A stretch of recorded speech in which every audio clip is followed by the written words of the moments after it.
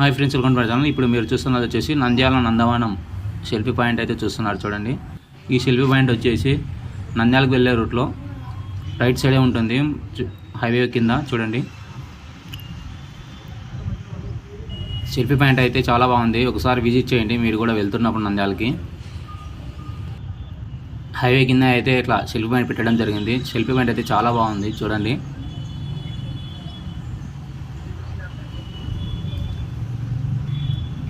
Selfie point ఎలా ఉందో comment చేయండి. కొత్త వాళ్ళు చూసినట్లయితే సబ్స్క్రైబ్ చేసుకోండి. వీడియో నచ్చినట్లయితే లైక్, షేర్, కామెంట్